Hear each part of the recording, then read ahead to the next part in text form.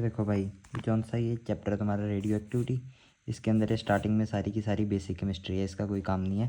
जैसे एक दो इंपॉर्टेंट फैक्ट्स ही है, जैसे ये मास इतना टाइम्स होता है, इनका चार्ज क्या होता है, ये सब तो आपको वैसे ही पता होना चाहिए। इसके अंदर तो मैं क्या ही बताऊँगा। उसके बाद आ जाता है एटॉमिक नंबर। एटॉमिक नंबर के अंदर क्या है कि एटॉमिक नंबर, एटॉमिक मास, इनकी बस डेफिनेशन है। एटॉमिक मास, मास नंबर में कुछ ज़्यादा फ़र्क नहीं होता। केमिस्ट्री का क्वेश्चन है, फिजिक्स में नहीं आने वाला।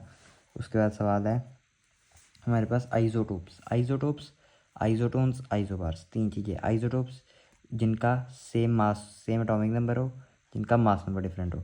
आइसोबार्स जिनका मास सेम हो पर एटॉमिक नंबर डिफरेंट हो। और ध्यान रखना, आइसोटोप्स सेम एलिमेंट्स के होते हैं, आइसोबार्स अलग अलग एलिमेंट्स के होते हैं। आइसोटोन्स दो अलग अलग एलिमेंट्स जिनके अंदर नंबर ऑफ न्यूट्रॉन सेम हो। ठीक है, ये आइसोटोन्स की डेफिनेशन हो गई। उसके बाद आ जाता है हमारे पास ये क्या कहते हैं, जैसे रेडियो एक्टिविटी। रेडियो एक्टिविटी के अंदर हमारे पास सबसे इंपॉर्टेंट पार्ट ये आता है कि इसकी एक तो डेफिनेशन है, वो थोड़ी बहुत आपको अगर अच्छे से आती है तो आपका काम सही सही बन जाएगा। इसको एक बार डेफिनेशन इसकी देख लेना। उसके बाद अगला क्या कहते हैं, एक एक इनकी एग्जांपल्स देख लेना।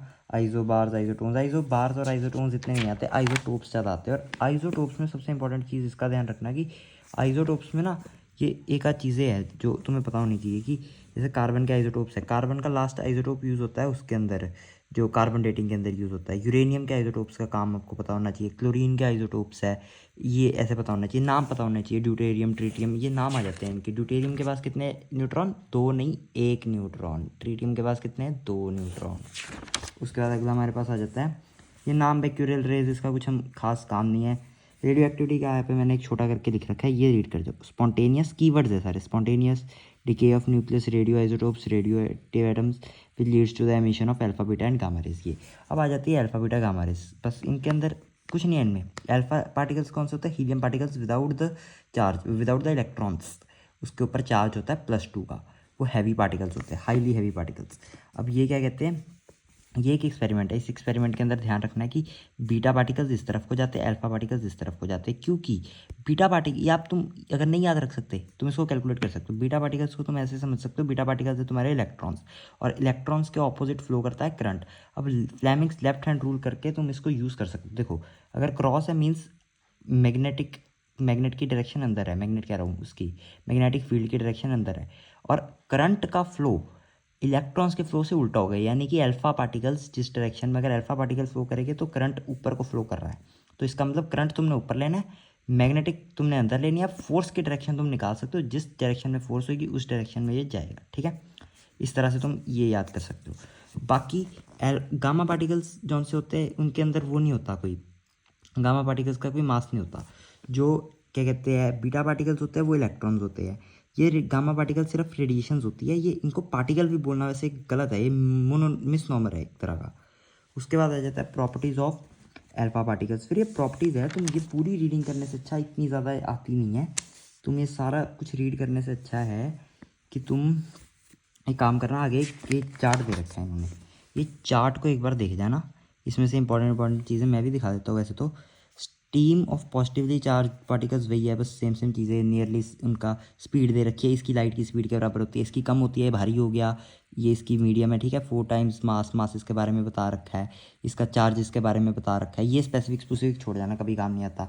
वेवलेंथ का भी कोई काम नहीं। डिफ्लेक्शन, ये कम डिफ्लेक्शन शो करेगी, भारी है। ये सबसे ज़्यादा डिफ्लेक्शन शो करेगी, ये अनडिफ्लेक्टेड रहेगी क्योंकि ये न्यूट्रल है। ये सबसे ज़्यादा डिफ्लेक्शन शो करेगी क्योंकि ये हल्की है। इसके अब इसकी पेनिट्रेशन पावर सबसे ज़्यादा होती है क्योंकि इसकी पेनिट्रेशन पावर सबसे ज़्यादा होती है, इसकी पेनिट्रेशन पावर सबसे कम होती है क्योंकि ये भारी है ना, जल्दी रुक जाएगा। ये इसकी कैलकुलेशन मोमेंटम और एनर्जी की इक्वेशन से होती है, जो अभी आपके सिलेबस में नहीं है। तो एक काम करो, इसके अंदर बस ये देख जाना, इसमें और कुछ देखने वाला नहीं है। और यहाँ पर है तुम्हारे पास ये एमिशंस है।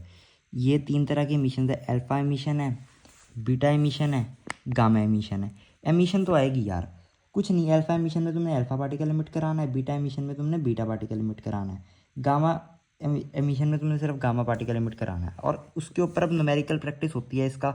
हर बार बच्चों का क्वेश्चन गलत हो जाता है। अगर तुमने प्रैक्टिस अब नहीं कर रखी तो अब रहने दो, अब लेट हो चुका है। अब तुम्हें प्रैक्टिस करके कोई फायदा नहीं, या मतलब टाइम है तो कर लो। उसके बाद पेरेंट न्यूक्लियस, डॉटर न्यूक्लियस, कोई ख़ास बात नहीं है इसके अंदर, इसमें बस यही है और इसका कोई नहीं है। इंडस्ट्रियल यूज़ में कुछ नहीं आता, ये बस पढ़ जाना, यूजेस है। कोबाल्ट इसका रेडियोथेरेपी में यूज़ होता है। ये ट्रेसर्स होते हैं इस तरह के, ट्रेसर्स के कहते हैं डिटेक्ट ब्रेन ट्यूमर्स, जो ब्रेन ट्यूमर्स को डिटेक्ट करे। रेडियो कार्डियोलॉजी के अंदर काम होता है।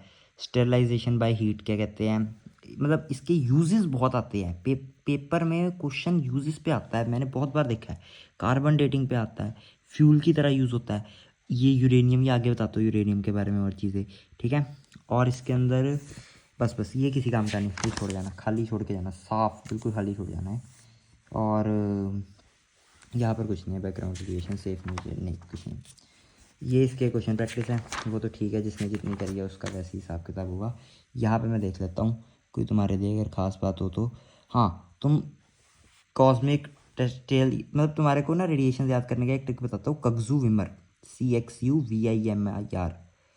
तो इससे आप याद रख सकते हो कॉस्मिक, कग्जू, गामा एक्सरेज, यूवी रेज, उसके बाद क्या कहते हैं विमर विजिबल रेज, इंफ्रारेड रेज, और ऐसे करके माइक्रो रेज, और उसके बाद वो रेडियो कग्जू विमर। इंफ्रारेड के अंदर भी दो आती है, लॉन्ग वेवलेंथ और स्मॉल वेवलेंथ, ठीक है। और इसके अंदर ये आ गया अभी न्यूक्लियर चार्ज, इसकी न्यूमेरिकल कभी नहीं आता, छोड़ जाना न्यूमेरिकल। फॉर्मूला पता होना चाहिए इसका आइंस्टाइन का, ठीक है। और तुम्हें पता होना चाहिए डिके, फिजन, फ्यूजन, ये तीन चीज़ें हैं। डिके छोड़ दो, फिजन फ्यूजन पर ध्यान देना। फिजन की ये रीडेफिनेशन, फ्यूजन की वो रीडेफिनेशन, इनकी ये वाली इक्वेशन आ जाती है। ये इक्वेशन एक बार देख जाना, ये थोड़ी इंपॉर्टेंट इक्वेशन है। जो क्या कहते हैं तुम्हारे पास अब ये है इसके अंदर रेडियो न्यूक्लियर फिजन की ये डेफिनेशन, इनकी डेफिनेशन ही आनी है एट मैक्स अगर आनी है, और इसमें से कुछ नहीं आने वाला। और ये रीजंस देख जाना, ये देखो कि ये जो डिफरेंस है ना, इसमें तुम्हारा काफ़ी सारा चैप्टर हो जाएगा। इस डिफरेंस के अंदर क्या है, स्टेट्स इनटू टू न्यूक्लियर, ये डिफरेंस तो तुम्हें रीड करना ही पड़ेगा। अब देखो फिजन में इतनी एनर्जी निकल रही है, फ्यूजन में इतनी एनर्जी निकल रही है, फिर भी फ्यूजन ज़्यादा खतरनाक क्यों है? ऑब्वियसली क्योंकि ऑब्वियस नहीं है, सुन लो कि फ्यूजन में हम कम मास से इतनी एनर्जी निकाल रहे हैं, इसमें ये बहुत ज़्यादा मास से निकाल रहे हैं। तो यूरेनियम, इसमें यूरेनियम का एक बड़ा सारा एटम चाहिए होता है, इसमें छोटे छोटे एटम्स चाहिए होते हैं जो हमने ऐड करने होते हैं उसके। तो इसलिए अगर हम सेम मास लेंगे ना, इससे ज़्यादा एनर्जी प्रोड्यूस होगी। बट फिर इससे प्रोड्यूस क्यों नहीं करते? क्योंकि ये हमारे कंट्रोल में नहीं रहते रिएक्शंस, ये हाईली एक्सोथर्मिक रिएक्शंस होते हैं, इतनी एनर्जी रिलीज होती है। अगर ये अनकंट्रोलेबल हो जाएगी तो वर्ल्ड की तबाही पक्की है, मतलब ये ब्रह्मास्त्र है एक तरह का। और ये पढ़ लेना, थर्मोन्यूक्लियर रिएक्शन कहते हैं इस रिएक्शन को, और एटम बॉम्ब बनता है इससे, वो सब तो तुम्हें पता ही है चीज़ें, ठीक है। ये सारे फ्यूजन के रिएक्शन छोड़ जाना, किसी काम के नहीं है। और बस यही था इस चैप्टर के अंदर, खत्म।